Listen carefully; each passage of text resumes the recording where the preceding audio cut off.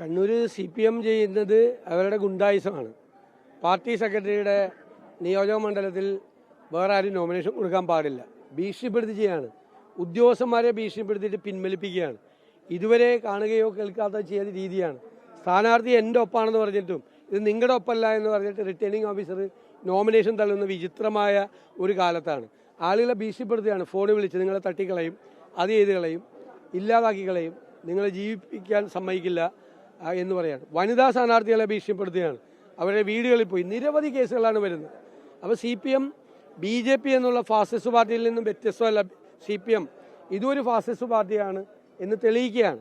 ഒരു നീതിപൂർവമായ, സത്യസന്ധവും നീതിപൂർവമായ തെരഞ്ഞെടുപ്പ് നടത്താതിരിക്കാൻ എന്തെല്ലാം ചെയ്യാൻ പറ്റും? എറണാകുളത്ത് ഒരു ബ്ലോക്ക് പഞ്ചായത്ത് ഡിവിഷനിലെ സ്ഥാനാർത്ഥിയുടെ നോമിനേഷൻ തള്ളി. കാരണം പറഞ്ഞത് ഖാദി ബോർഡിലെ അവരൊരു ജീവനക്കാരിയാണ്, അതായത് അറ്റാച്ച്ഡ് ജീവനക്കാരിയാണെന്ന് പറഞ്ഞത്. 4 CPM സ്ഥാനാർത്ഥികളുടെ ഇതേപോലത്തെ ജീവനക്കാരുടെ കാസർഗോഡ്, കണ്ണൂരിലും നോമിനേഷൻ സ്വീകരിച്ചു. ഇതേപോലത്തെ 4 പേര്, ഇതേ ജോലി ചെയ്യുന്ന 4 പേരെ കാസർഗോഡും കണ്ണൂരും അവർ സ്വീകരിച്ചു. എന്നിട്ട് ഇവിടെ സ്വീകരിക്കുന്നില്ല. എറണാകുളം ജില്ലാ പഞ്ചായത്തിൽ കടമക്കുടി ഡിവിഷനിൽ ഒരു കംപ്ലൈൻ്റ് ഉണ്ടെന്ന് തോന്നി. നോമിനേഷൻ സാധാരണ കറക്റ്റ് ചെയ്യാൻ വേണ്ടി തിരിച്ചു കൊടുക്കും. അവർ കറക്റ്റ് ചെയ്ത് തിരിച്ചു വന്നപ്പോൾ അവരെ റൂമിൽ കയറ്റിയില്ല. അപ്പോൾ അവർക്ക് നോമിനേഷൻ കറക്റ്റ് ചെയ്ത് കൊടുക്കാൻ പറ്റിയില്ല. അവരെ തടുത്തു നിർത്തി പോലീസും എല്ലാവരും കൂടി. എന്ത് തോന്നിയാസവും കാണിക്കാം എന്നുള്ള രീതിയിൽ എന്ത് കാണിച്ചാലും CPM ജയിക്കില്ല. ജയിക്കാൻ പോകുന്നത് UDF ആണ്. UDF അധികാരത്തിലേക്ക് വരും, സംശയം വേണ്ട. ഞങ്ങൾ നിയമപരമായി മൂവ് ചെയ്യും. ഇപ്പം നാളെയല്ലേ കോടതിയുള്ളൂ, ഇന്നലെയാണല്ലോ ഈ സംഭവം നടന്നത്. നാളെ ഞങ്ങൾ കോടതിയിൽ നിയമപരമായി നേരിടും.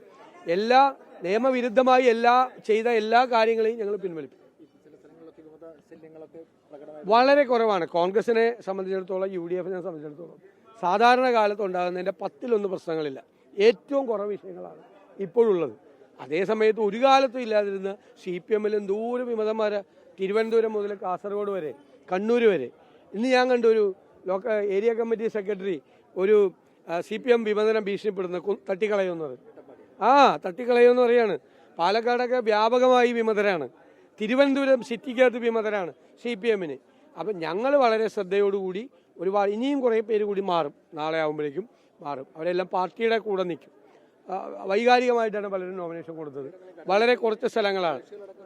അത് എല്ലാം പരമാവധി പ്രശ്നങ്ങൾ തീർത്തിട്ടുണ്ട്. ഇപ്പോൾ ഞാൻ 2020 35 പഞ്ചായത്തിൽ മലപ്പുറം ജില്ലയിൽ സാമ്പാർ മുന്നണിയായിരുന്നു. അങ്ങോട്ടും ഇങ്ങോട്ടും ആകെ കുഴപ്പമായിരുന്നു. ഇപ്പോൾ ഒരു പഞ്ചായത്തിൽ പോലും ഇല്ല.